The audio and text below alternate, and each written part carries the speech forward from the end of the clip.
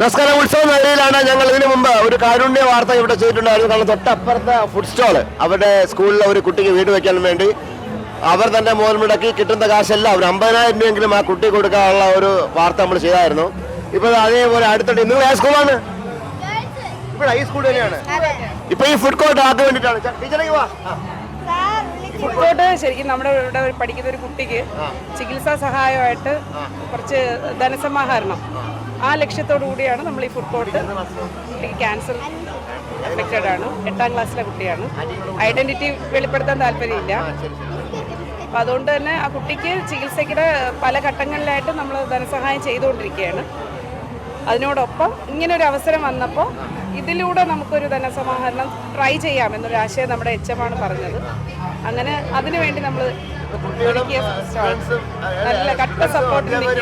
അതെ അതെ, പാചകം ഇവിടെ തന്നെയാണ്, സ്റ്റാഫ് റൂമിൽ ചെയ്യാം. കിട്ടുന്നുണ്ട്. മുതൽ മുടക്കുന്ന കാശും ലാഭം കിട്ടുന്നത് നമുക്ക് കുട്ടിക്ക് കൊടുക്കണം, എല്ലാ കുട്ടിക്കും.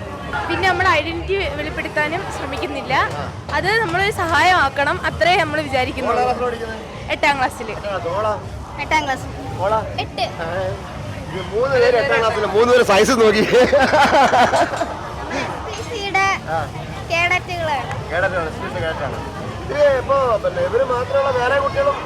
ഉണ്ട്. NCC കുട്ടികളും എല്ലാവരും ടേൺ വെച്ചാണ് ഡ്യൂട്ടി അസൈൻ ചെയ്യുന്നതിനനുസരിച്ച് അവർ വരും, ഡ്യൂട്ടി ചെയ്യും. വൈകുന്നേരം അവർക്ക് പറ്റുന്നിടത്തോളം സമയം നമ്മളോടൊപ്പം അവർ നിന്ന് ഇതെല്ലാം ചെയ്ത്, പിന്നെ രാത്രിയാകുമ്പം ടീച്ചേഴ്സ് മാത്രമേ കാണൂ.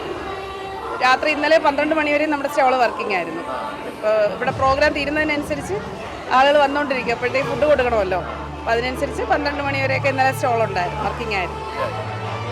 ഏതായാലും വിദ്യാലയം എന്നത് അക്ഷരം പകരാനുള്ളത് മാത്രമല്ല, മറിച്ച് അറിവ് പങ്കുവയ്ക്കാനും പകരാനുള്ളത് മാത്രമല്ല, മറിച്ച് കാരുണ്യവും സ്നേഹവും കൂടി പങ്കുവയ്ക്കാനുള്ള ഇടമാണെന്ന് തെളിയിച്ചിരിക്കുകയാണ് നമ്മുടെ ഗവൺമെന്റ് ഗേൾസ് ഹൈസ്കൂളിലെ ടീച്ചേഴ്സും അതുപോലെ സ്റ്റുഡൻസും.